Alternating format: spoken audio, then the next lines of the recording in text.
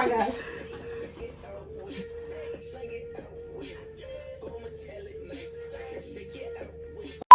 Okay. Okay, I'm trying it.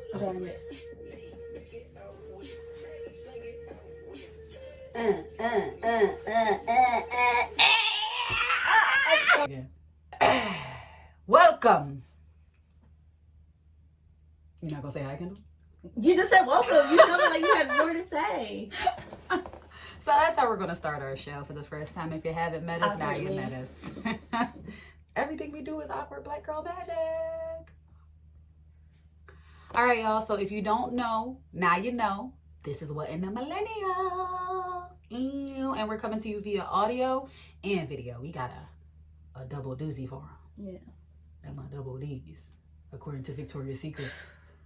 We're going to get into that in another show. But yeah, Victoria's Secret lies. We're going to get into that in another show because they don't believe me. They don't believe me. Victoria's Secret. These are the double D's. I would take my bra off right now, but I'm not in a women's suffrage, mood. Like burning bras and stuff. Hang low, do they wobble to the floor? They don't. But according to Victoria's Secret, I got the perkiest D's on the planet because this bra is definitely. I'm going to stop shopping in the pink collection and moving on. And I'm gonna let you be great. We're gonna get back to that. We're gonna get back to that. Speaking of getting back, you ready to get your taxes back, or? I am. I need all that. Did you file them yet? No. Okay. Enter Drake lyric here. haven't done my taxes. I'm too turned up.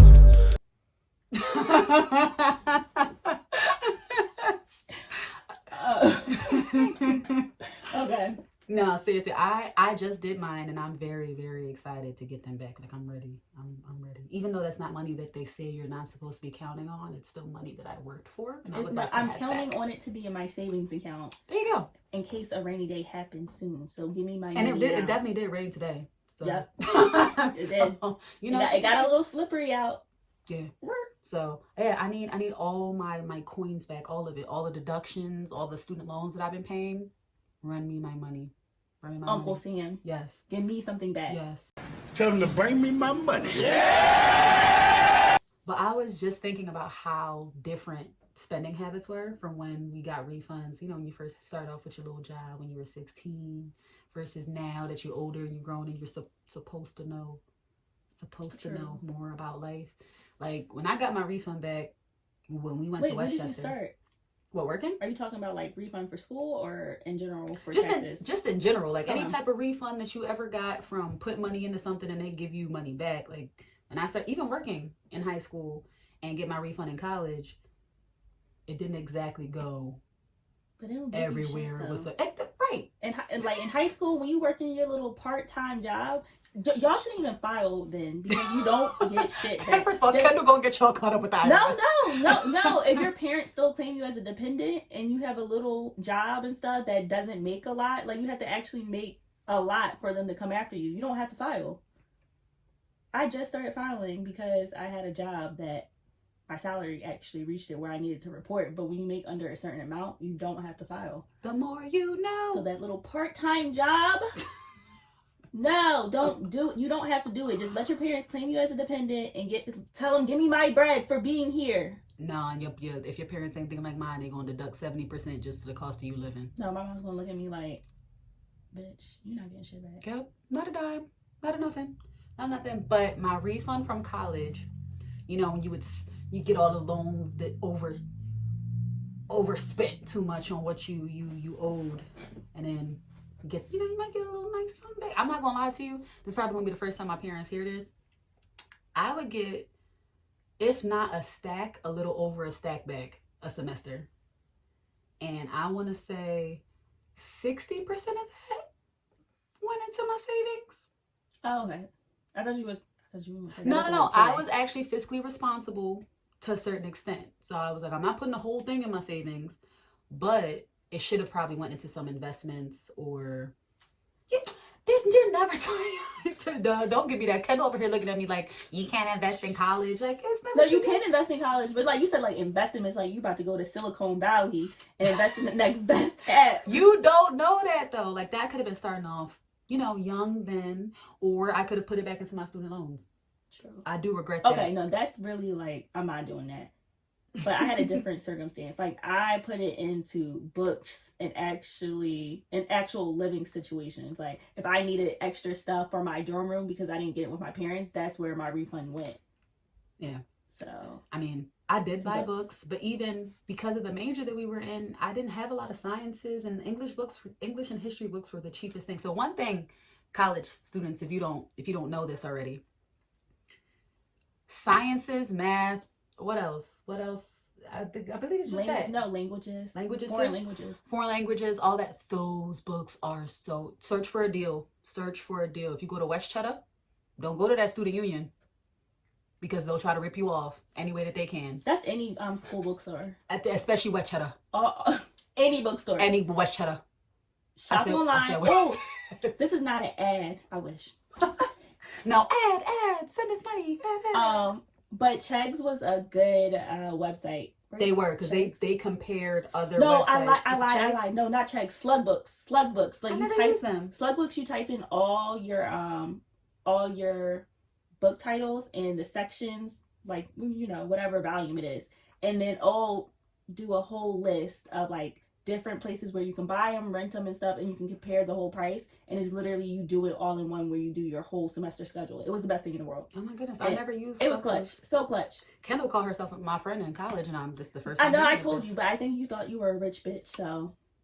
It's the second time she came for me since the show started, y'all. This is a beautiful pilot we're having here. Yeah. When I come with the bazooka, boom. That's the sound mine makes. It does that too. Boom. Yeah, rock the hat and everything.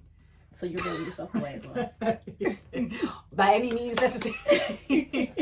But no, seriously, I spent my refund. I don't believe there was a point in time where my weave was ever more popping than when I was getting those refunds back. Like, I feel like... For myself, I believe. I look back at them pictures. Wait, pictures of... Me! Oh, you need the weave? Oh, you like, right. No, they weren't bad, but freshman year, the leave out was a little shaky. Oh, yeah, man. I will say thank you, Jesus, for being introduced to friends that were on a natural journey, because I was still perm dermed when I hit campus. That was me. It was definitely it was you and somebody else who shall not be named that had been natural for a while, and I was like, really, black girls can have long, healthy hair? Yes, I was like, be natural. Take it away. Gosh, yes, I did. I cut off that creamy crack that semester, fall semester. That was my last perm. Done. Fall of 2013. Done. And I have not touched the crack since. Now the glue on these lace fronts. That's another episode. Mm-hmm. We coming for you. In the arms of...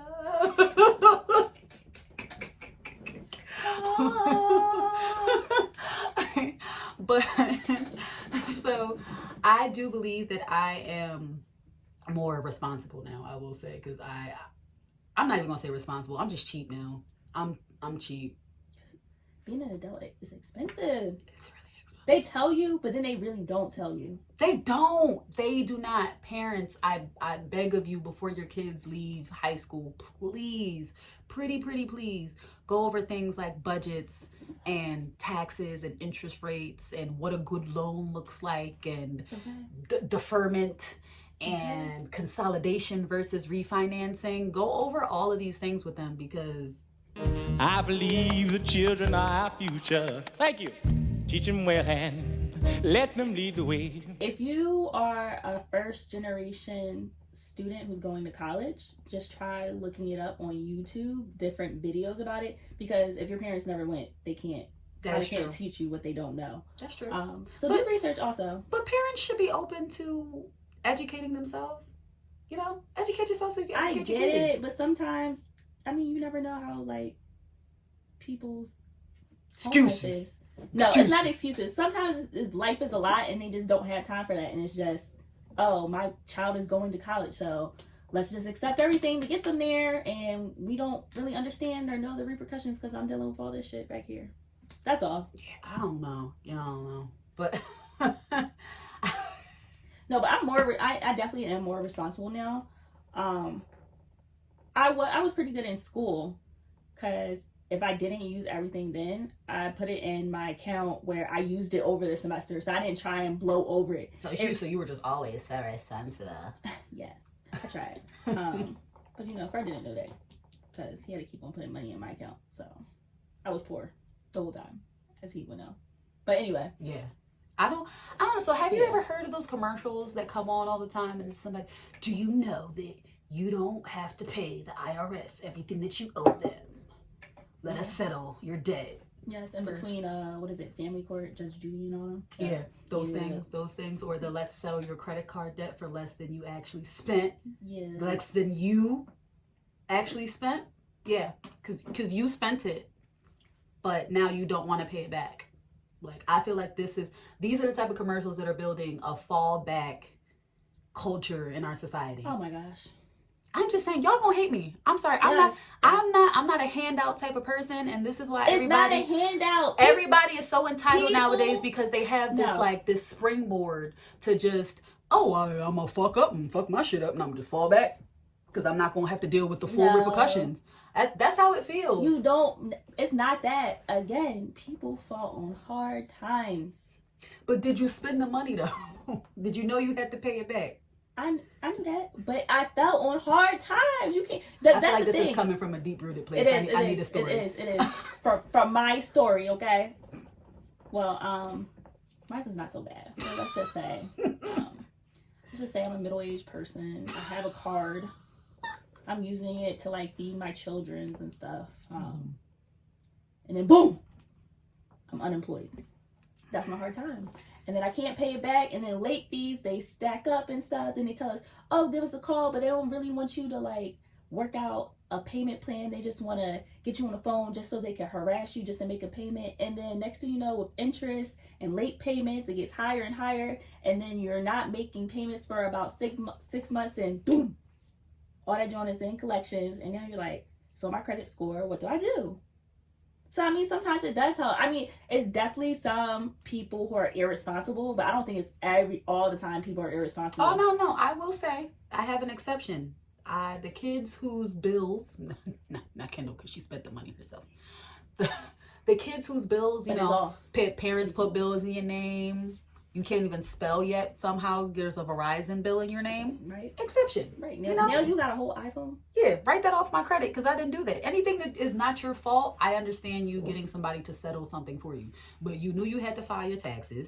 You knew you had to pay whatever it is that you spent on that credit card back. So, and for somebody that loses their job, there's always unemployment. Girl, do you know how much employment? I don't know the exact amount, but it's really not a lot. I know it's not a lot, but it's more than owing the credit card company with the interest. No, but if you get unemployment and stuff, and you literally have like living, like you're an adult, you're on your own, and you have bills and stuff, unemployment is not going to that and stuff. You're going to go to, let me keep the lights on, let me pay the mortgage, let me pay the electric bill, let me pay the water bill and stuff. Like it's not going to go to that. And that's only so much it can stretch and stuff. And it's like, I'm just thinking for the people who are on hard times and who are trying to get a job, like they're not looking for a handout. I completely understand for people who just use and abuse it and stuff. And they do have the knowledge and they just do it and stuff. But then there's people where they mess up by accident and stuff, or they didn't grow up with people giving them that knowledge of it. Or even like me, like people told me and stuff, but it's kind of one of those things. I did my little thing and I had to grow up and figure it out on my own, and bam, I'm out of it and stuff.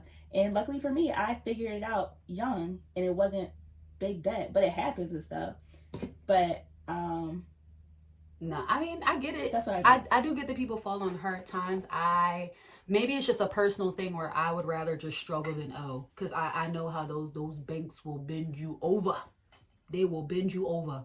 Without a second thought, the IRS, oh my gosh, the IRS bends all of us over at least once a year. No, they're even. No, every check the IRS bends us over. What do you mean? Okay. Single, no kids. Listen to me. I pay too much. Why am I being penalized, right?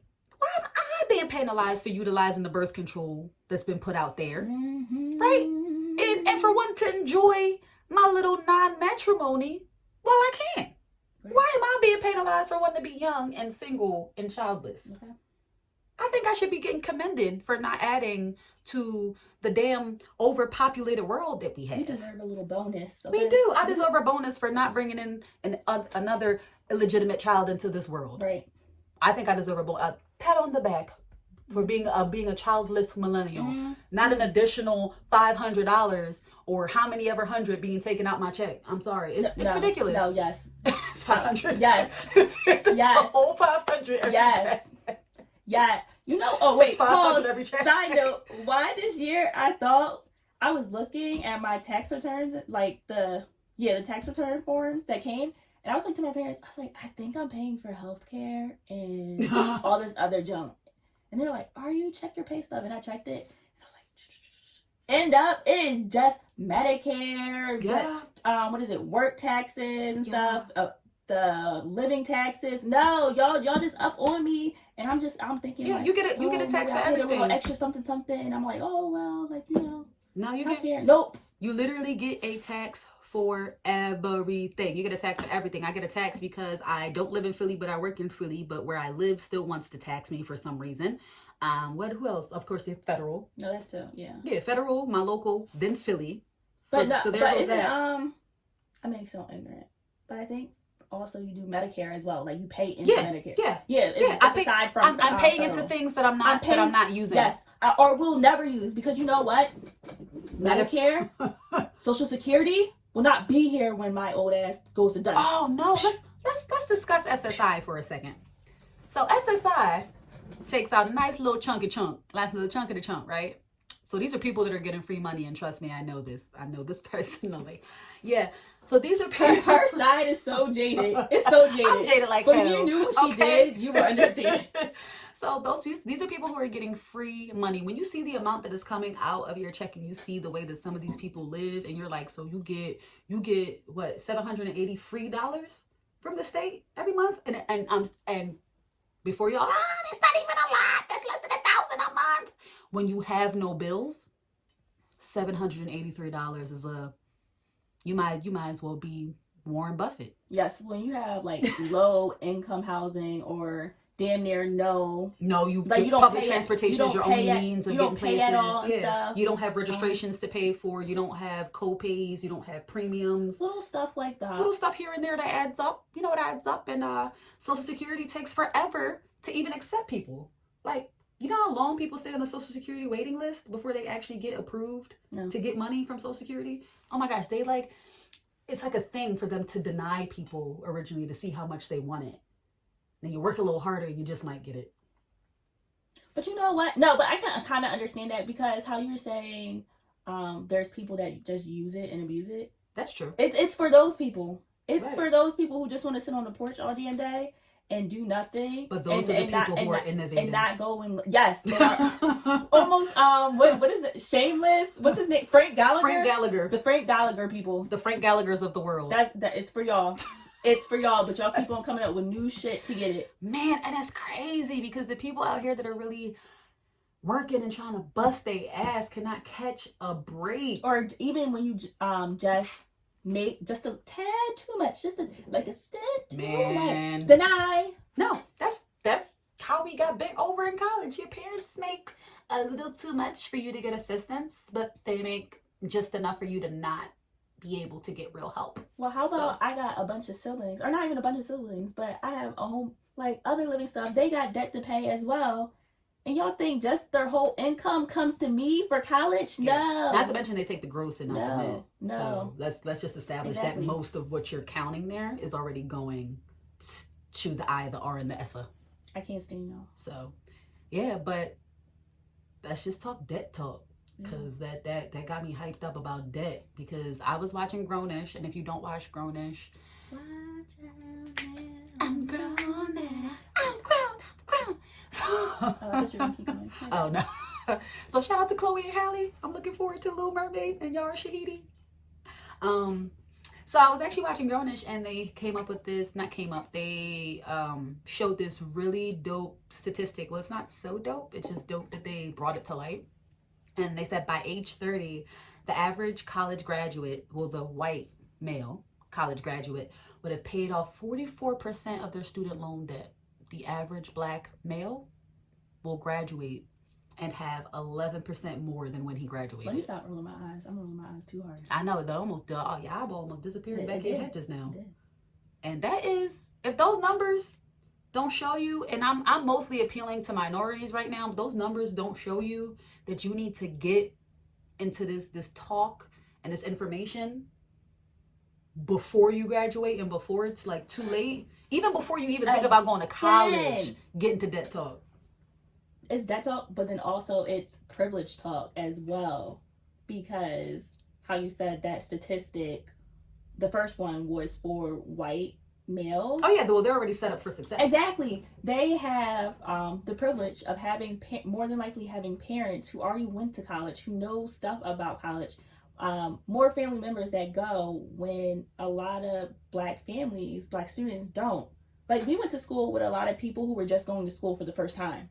Yeah, that's true. They were a first generation student, college student, and no one really knew. Like, I remember I moved in, and even some of my peers, they came with their parents, and it was like, oh, I didn't know you were gonna have to need this, and let's run back out to the store and get this additionally. Yeah. And so it's also privilege, because we weren't granted the privilege of getting into to universities, or even when we were allowed to, like, say like the 80s, we didn't have the income to, or there wasn't financial aid or a lot of scholarships dedicated to people of color out there for us. Yeah. So it's just, we didn't have the resources. So it's a mix of both. Yeah. But and some of us also aren't fortunate enough to have parents who were on hit 90s sitcoms that could pay for us to get into college.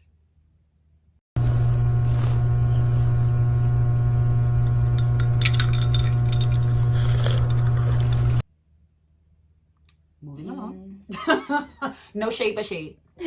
Because I had a very strong problem with that, an extremely strong problem with that, because you know that when we were in high school, we were taught that, and not even just high school, you know that the talk that we've been given throughout our whole lives is whatever it is that you're doing right now, if you think you're good, you got to be better, because you have to be at your 110, twice as good all the time. And that's not a lie. That is in no way, shape, or form a fib. Oh, we gonna get there with corporate America. Oh yes, that's a whole nother 20 minutes by itself. Another episode. A whole nother episode. But I also read somewhere that the debt is getting so bad to where it's creating a regression in how like on how millennials are evolving. Because back in our parents' day, back in the boomer day, you know, you came home, even if you went to college, by the time, you know, you worked a few years after, maybe one or two, your college debt wasn't that bad to where you were paying back that much. Exactly. Right? That, or, so you were able to get a house within the first year and a half. Yeah, that, or like you could, it's literally you graduate and bam, I'm set up for life. Or also the workforce. It was a lot of jobs out there for you to just hurry up and get. Yeah. And the way inflation was set up at that time, you could have one job and live comfortably versus right now where they're talking about Donald Trump. Oh, the unemployment rate is the lowest that it's ever been. Well, that's great, given the fact that people have to work 3 to 4 jobs just to be able to pay their mortgage. That, and then also keep in mind, because he's comparing himself to President Obama. And you need to stop. Yes, you're comparing him. You're comparing yourself to him because basically he came into a mess, and it was going to take very much longer than 8 years to clean up that mess. And what he did, what President Obama was doing for those 8 years, it's starting to show now. And for people who Trump don't, is not you. It's not you. And for people who don't get into politics, I want you to hear what Kendall just said, because this is what people don't realize. That's all the Trump supporters are like, he's doing so great. No. And as you can see with the abortion ban that they want to implement, that they've been talking about implementing for some time, it's going to take some time to actually get to the point where you can make this a federal law, or you can make this something that is established throughout the whole country. If you don't understand how long it takes for a law to be passed and stuff, I need you to grab an old school DVD of Schoolhouse Rock. I'm just a bill. Yes, I'm only a bill. And I'm sitting here on Capitol Hill. But yeah, it gives you a little, exactly, it gives you a little insight on the fact that this man cannot come in and within a matter of 3 years drop the unemployment rate that low. especially given the fact of who we're talking about. Yes, but you know, he loves to believe his lies, so. Well, did you see that he just went to India? Did he? He went to India, my friend. And the guy on the TV had the nerve to say, Oh my God, stop. say, why do you love Trump? He said, because he tells the truth. Does he? Do you? Do you? What truth is this, sir? What is it called? It's like a false truth when you tell half the truth and he omits An it. omission? Yes. An omission of the truth is still a lie, guys. So, like, let's just get into that. An omission of the an omission of the truth, because Kendall's like about to wave her preaching hands through the ceiling right now. Y'all just getting head nods and eye rolls tonight. Because an omission of the truth is still a lie. So we just gonna leave that at that. But our debt has gotten so bad as a millennial population that we now have to live with our parents longer. Hey. Yeah. And it's great, but psychologists have found that it's giving us a complex.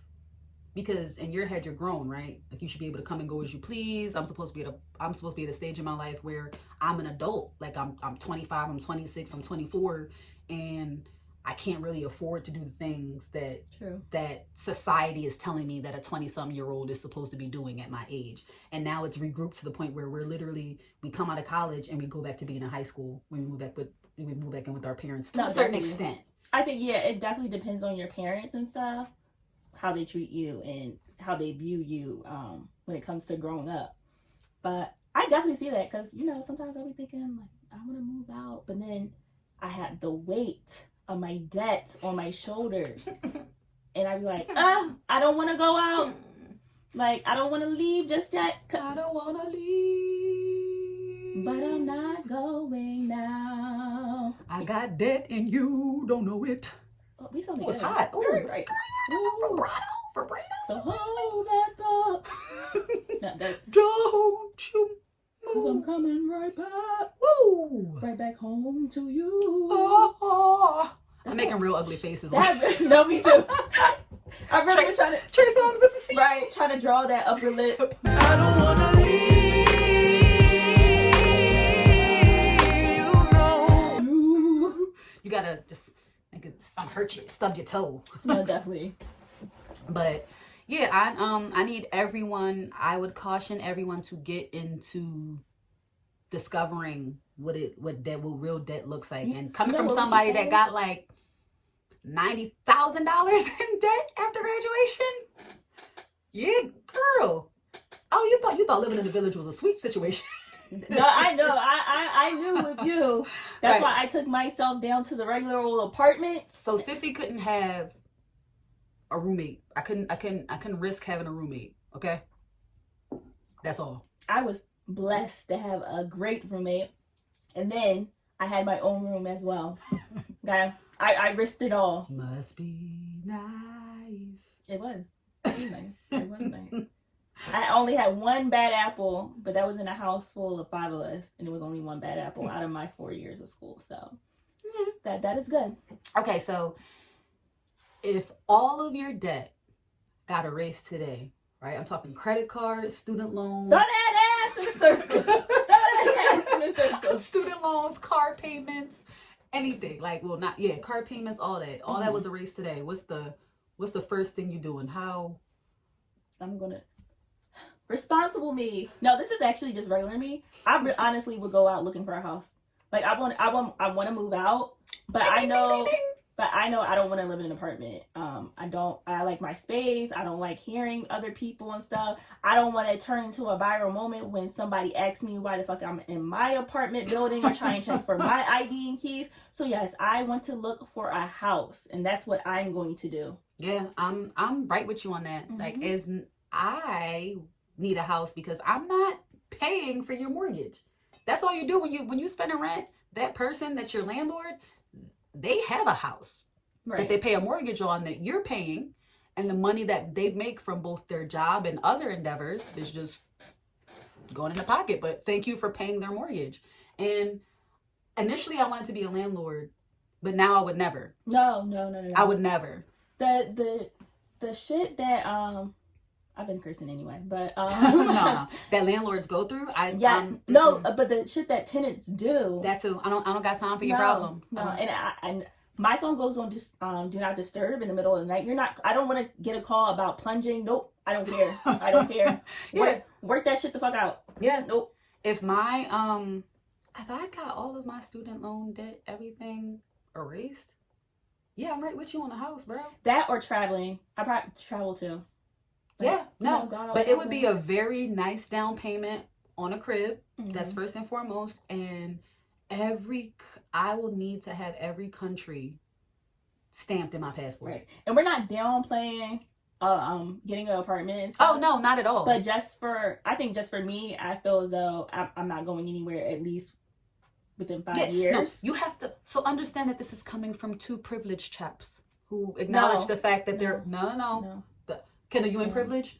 No. Kendall, you're not privileged? No. Kendall. But I'm saying I'm based off my view and stuff. I can understand people getting an apartment. Oh, if you don't feel like you're going to stay there long enough, like if you're going to relocate, okay, then get an apartment and stuff.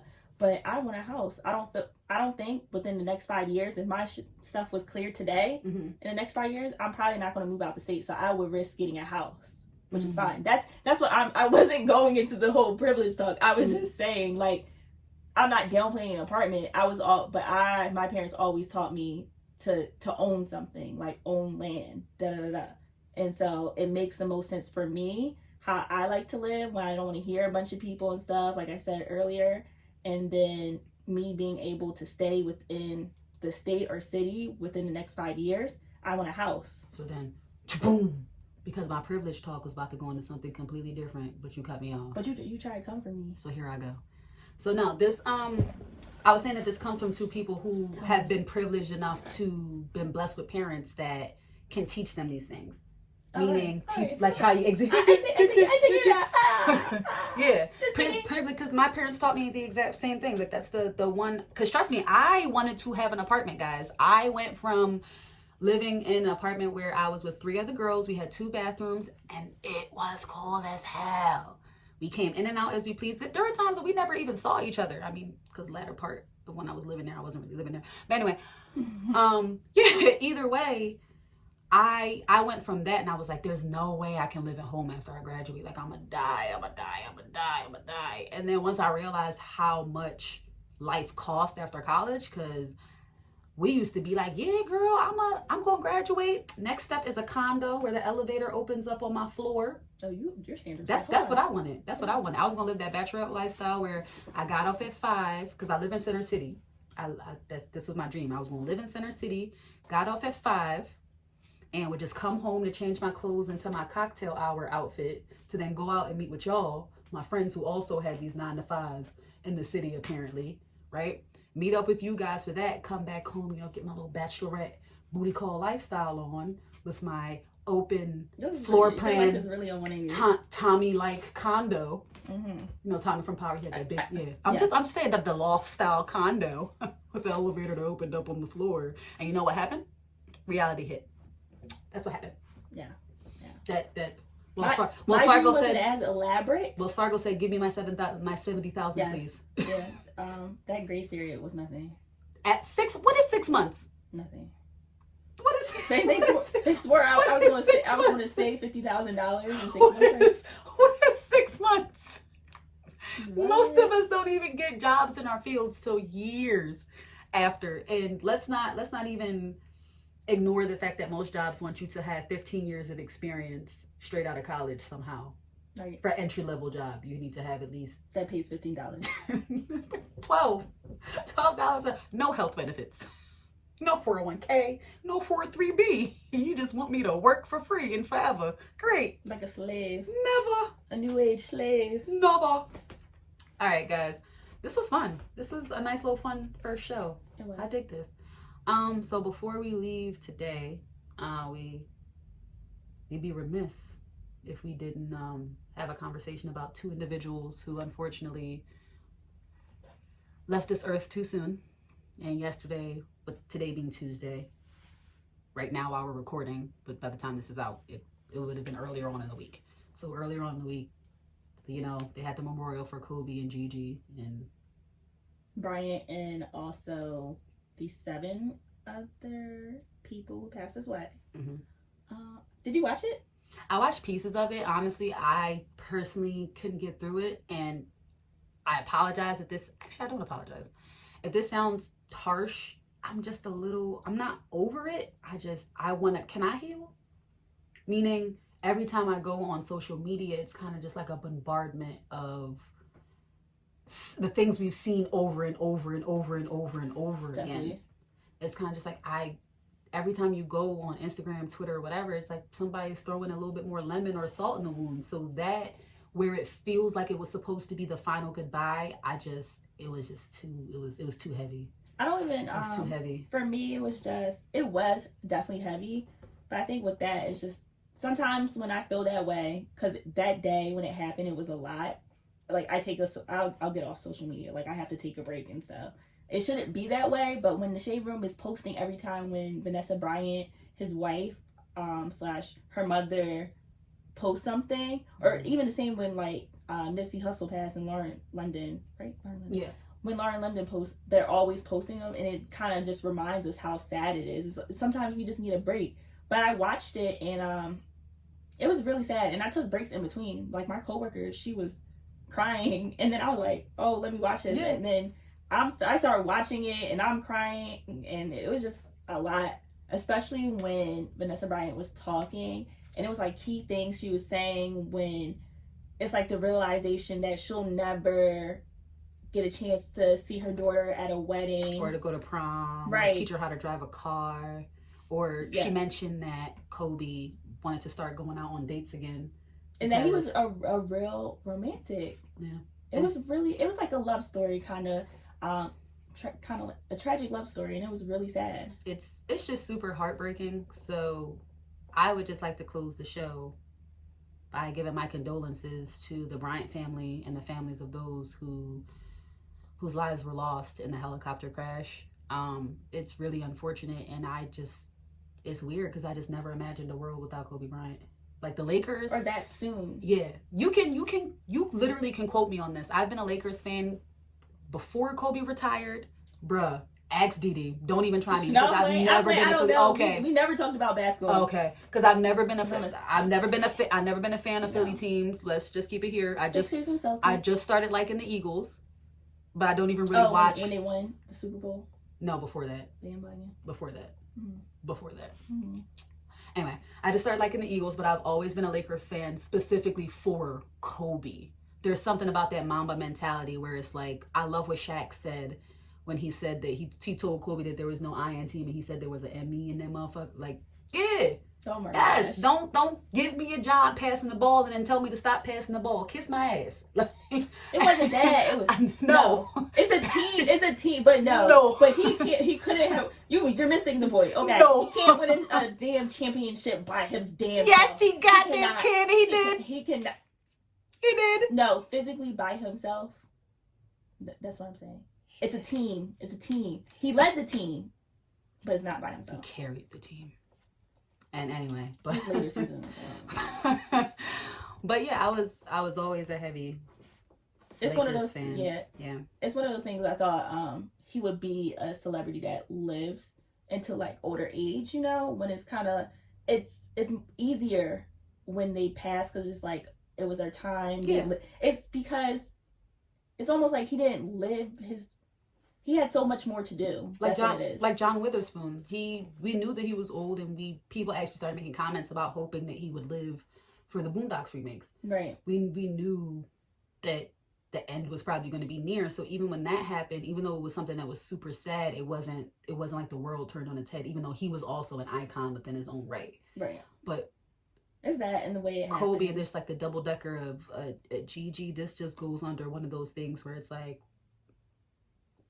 damn, like, and you'll remember, like, when we have kids and they're old enough to, see a doc or something about it, we'll be able to talk to them, and it'll be one of those moments, like, I remember where I was when I found out when he passed and stuff, like, when I got that news. Yeah, it'll be, or any little kid right now that's going through it, it'll be their version of anything tragic. Right.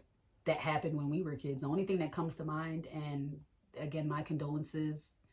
And God forbid this happen again, is 9/11. Exactly. It's My dad, 9/11. he remembers exactly Where he was the day of And 9/11, yeah. that day is kind of a blur. Like, I remember bits and pieces, kind of like seeing the news and stuff, but Yeah, when for the he most came to part. pick me up, I'm like, I'm leaving school early. Yay!